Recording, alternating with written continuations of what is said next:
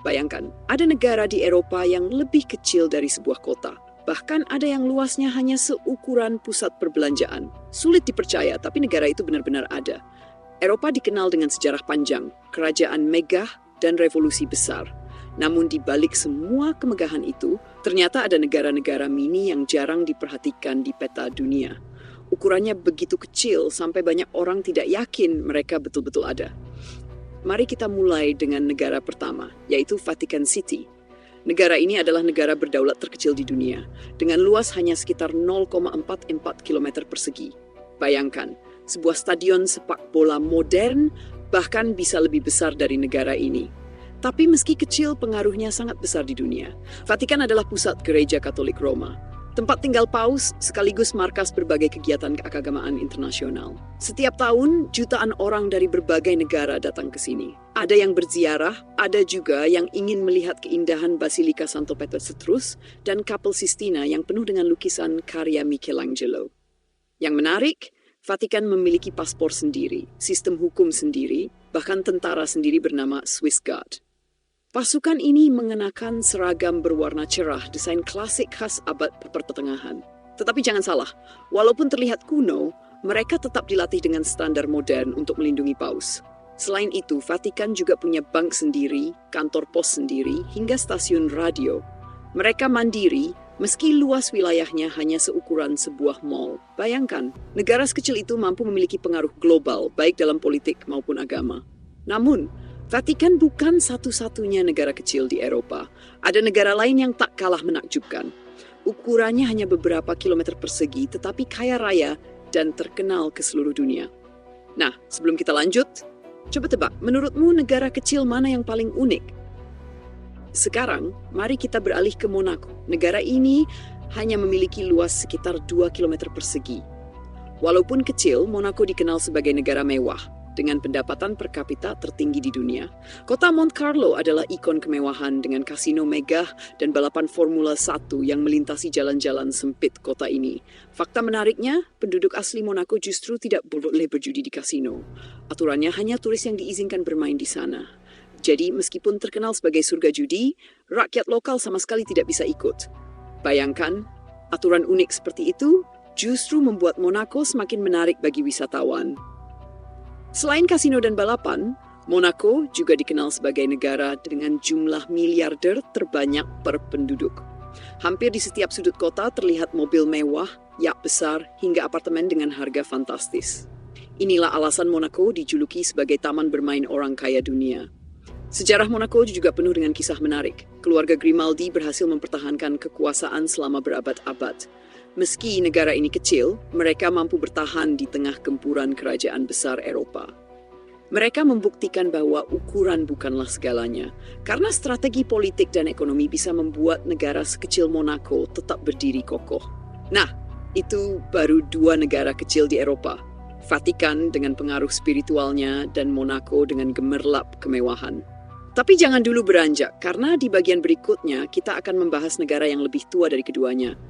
Bahkan disebut sebagai republik tertua di dunia. Kalau kamu penasaran seberapa kecil negara itu dan bagaimana bisa bertahan ribuan tahun, jangan skip video ini karena yang akan kita bahas berikutnya jauh lebih mengejutkan. Setelah membahas Vatikanan dan Monaco, sekarang kita masuk ke negara kecil berikutnya yang tak kalah menarik. Namanya San Marino. Negara ini sering disebut sebagai republik tertua di dunia. San Marino berdiri sejak tahun 301 Masehi, didirikan oleh Santo Marinus di Gunung Titano.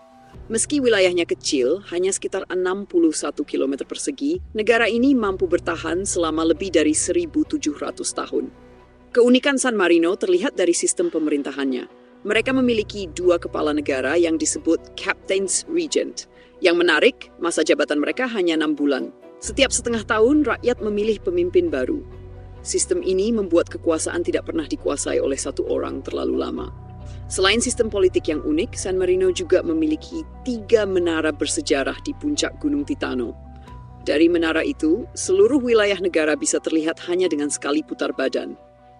Benteng ini bukan hanya simbol, tetapi juga saksi bagaimana San Marino bertahan dari ancaman kerajaan besar di Eropa. Meski kecil, San Marino punya identitas yang kuat. Mereka punya mata uang, bahasa, bahkan ikut serta dalam ajang olahraga internasional. Tim sepak bolanya memang sering kalah, bahkan dengan skor besar. Tapi justru semangat mereka untuk tetap bertanding inilah yang membuat dunia menghargai keberadaan San Marino. Kalau San Marino menawarkan sejarah panjang, ada juga Liechtenstein yang dikenal karena kemakmurannya. Negara ini berada di antara Swiss dan Austria, dengan luas hanya 160 km persegi dan penduduk sekitar 40.000 orang. Liechtenstein adalah negara kaya dengan ekonomi stabil. Pajaknya rendah sehingga banyak perusahaan besar mendirikan kantor di sana. Pendapatan per kapitanya termasuk tertinggi di dunia. Inilah yang membuat negara ini seolah menjadi magnet bagi pebisnis dan investor. Selain kekayaan, pemandangan di Liechtenstein juga mempesona. Negara ini dikelilingi pegunungan Alpens dengan Kastil Vaduz yang berdiri megah sebagai simbol kerajaan.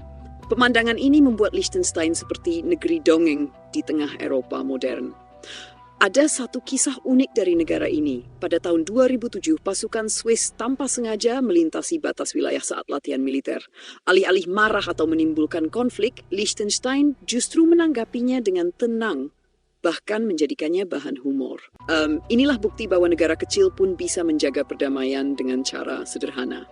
Dari San Marino yang penuh sejarah hingga Liechtenstein yang kaya raya, kita bisa melihat bahwa ukuran bukan segalanya. Negara kecil justru memiliki keunikan masing-masing yang membuat mereka tetap bertahan dan dikenal dunia. Namun, perjalanan kita belum selesai. Masih ada negara mini lain yang lebih mengejutkan. Ada kerajaan mungil yang usianya lebih tua dari banyak negara modern. Ada pula negara kecil yang hampir tak terlihat di peta karena letaknya berada di dalam kota besar.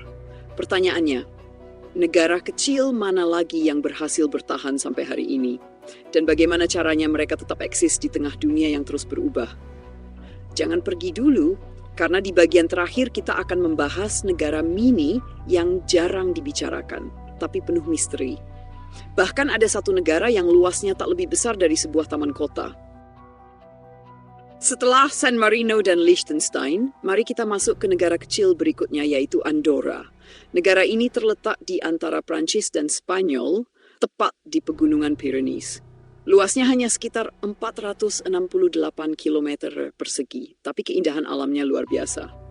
Andorra dikenal sebagai surga belanja bebas pajak dan destinasi ski populer. Setiap musim dingin, ribuan turis datang untuk menikmati salju dan pegunungan. Meski kecil, Andorra berhasil bertahan karena sektor pariwisata dan perdagangan yang kuat. Yang menarik, Andorra memiliki sistem pemerintahan unik.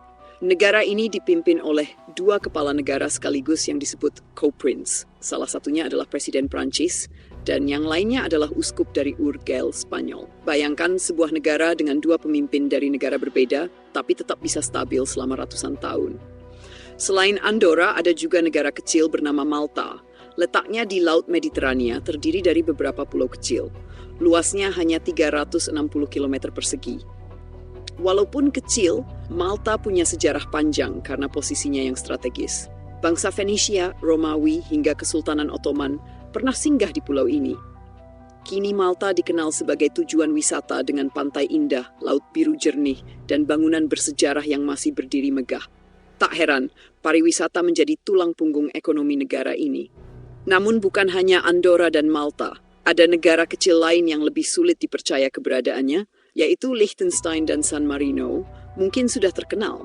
Tapi pernahkah kamu mendengar tentang Luxembourg? Meski tidak sekecil Vatikan atau Monaco, luasnya hanya 2.500 km persegi. Luxembourg dikenal sebagai negara kecil dengan kekuatan besar di bidang keuangan. Bank-bank internasional berpusat di sini. Pendapatan per kapitanya termasuk tertinggi di dunia. Bahkan, negara ini menjadi salah satu pusat Uni Eropa yang berpengaruh dalam politik internasional. Kalau dibandingkan, memang negara-negara kecil ini ukurannya ibarat butiran pasir di peta dunia. Tapi jangan salah, justru karena kecil mereka bisa lebih fokus, lebih mandiri, dan punya identitas yang kuat. Sekarang pertanyaan untukmu. Dari semua negara kecil di Eropa, mana yang paling menarik menurutmu? Apakah Vatikan dengan pengaruh spiritualnya, Monaco dengan gemerlap kemewahannya, San Marino dengan sejarah panjangnya, atau Liechtenstein dengan kekayaannya? Atau justru Andorra dan Malta yang penuh pesona alam? tuliskan jawabanmu di kolom komentar. Jangan lupa juga untuk klik tombol suka, bagikan video ini ke teman-temanmu, dan tentu saja tekan tombol subscribe supaya kamu tidak ketinggalan cerita menarik berikutnya. Karena di video-video selanjutnya, kita akan membahas lebih banyak lagi misteri negara, sejarah unik, dan fakta mengejutkan dari seluruh dunia. Jadi pastikan kamu tetap bersama kami. Sampai jumpa di kisah berikutnya.